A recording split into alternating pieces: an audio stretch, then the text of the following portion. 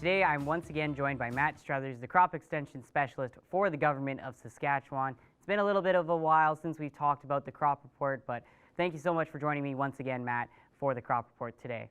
Yeah, it sure has. Hopefully I'm not too rusty. And so, Matt, we are now pretty far into the growing season as it's almost August, and so we're getting closer and closer to harvesting time. What is the outlook for all of the areas right now in terms of crop development? I know I was doing a little bit of traveling recently and was down into the southwest part of the province, and it was looking a little bit tough there. How is the overall look for the rest of the province? Well, the outlook for the province, kind of varies on where you are. Like you mentioned, the Southwest, things in the Southwest are very, very dry. That's where we're seeing some of our lowest yield or crop conditions, and that's going to correlate to yield as well. So once those combines start rolling, we'll have a much better idea of what we're looking at for yield. But the same thing's going to be happening in the West Central region as well, and throughout much of the province, where there are very dry portions of other regions, and then some who are lucky with the rain, they might be looking at better crop conditions, and then again that correlates to a much better yield as well. So it all depends on where you were and if you got lucky with those rains, and there's certainly some very poor looking crop out there, and surprisingly there's some crop that's holding on even through this heat wave that we're having this past week. So hopefully you can get a shot of rain here and finish strong.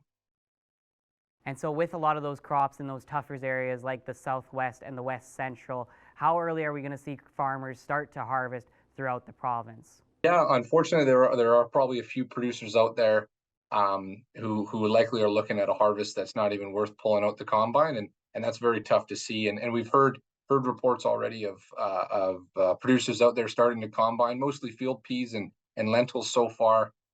They're just ready to go, so producers are getting out there and getting it done, and that's mostly down in the Southwest and parts of the West Central as well. So if this heat continues and this dry weather continues, we'll see many more producers get out in their fields here, and I would assume by this weekend and into next week we'll see quite a few of those operations get going, and especially with some desiccation of pulses and cereals as well, drying them down and getting it ready. So I know up into the north, even things are dry up there, so they'll be starting to harvest, I would assume, sooner than they normally do, and hopefully we get the weather we need to get a nice quick harvest over with, and then let the rains come down and let's replenish that topsoil moisture.